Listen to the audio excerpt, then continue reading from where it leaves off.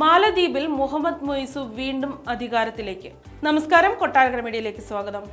മാലദ്വീപ് president Muhammad മൊയ്സുവിന്റെ people's national congress 2024 parliament തെരഞ്ഞെടുപ്പിൽ വൻ ഭൂരിപക്ഷത്തിലേക്ക് കുതിക്കുന്നു. ഔദ്യോഗിക ഫലപ്രഖ്യാപനം തിങ്കളാഴ്ച ഉണ്ടാകും. 93 സീറ്റുകളിൽ 50 സീറ്റും വിജയിച്ചാണ് മൊയ്സുവിന്റെ പാർട്ടി വീണ്ടും ഭരണത്തിലേറുന്നത്. മാലദ്വീപ് ഡെമോക്രാറ്റിക് പാർട്ടി 10 സീറ്റുകളും സ്വതന്ത്രർ 9 സീറ്റുകളും നേടിയതായി മാലദ്വീപ് മാധ്യമങ്ങൾ റിപ്പോർട്ട് ചെയ്യുന്നു. മാലദ്വീപ് ഡെവലപ്മെന്റ് അലയൻസ് 2 സീറ്റും ജുംഹൂറി പാർട്ടി 1 സീറ്റും നേടി. ഡെമോക്രാറ്റുകൾ, മാലദ്വീപ് നാഷണൽ പാർട്ടി, അദാലത്ത് പാർട്ടി എന്നിവർ ഇതുവരെ അക്കൗണ്ട് തുറന്നിട്ടില്ല. മാലദ്വീപ് ചരിത്രത്തിലെ 20ാം പാർലമെന്റ് തെരഞ്ഞെടുപ്പാണ് നടന്നത്. പ്രസിഡന്റ് മുഹമ്മദ് മൊയ്സുവിന്റെ പാർട്ടിയായ PNC 90 സ്ഥാനാർത്ഥികളെയാണ് അണിനിരത്തിയിരുന്നത്.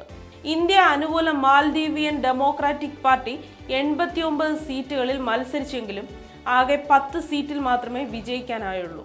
തെരഞ്ഞെടുപ്പ് കമ്മീഷൻ പുറത്തുവിട്ട വിവരങ്ങൾ അനുസരിച്ച് 2,07,693 പേർ വോട്ട് രേഖപ്പെടുത്തി.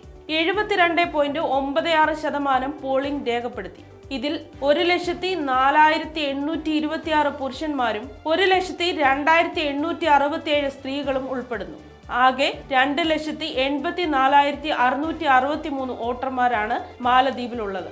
മാലദ്വീപിലും മറ്റ് 3 രാജ്യങ്ങളിലും പാർലമെന്റ് തെരഞ്ഞെടുപ്പിനായി 602 ബാലറ്റ് പെട്ടികൾ സ്ഥാപിച്ചിരുന്നു. ഇന്ത്യയും ശ്രീലങ്കയും മലേഷ്യയുമാണ് മാലദ്വീപിന് പുറത്ത് ബാലറ്റ് സ്ഥാപിച്ച 3 രാജ്യങ്ങൾ.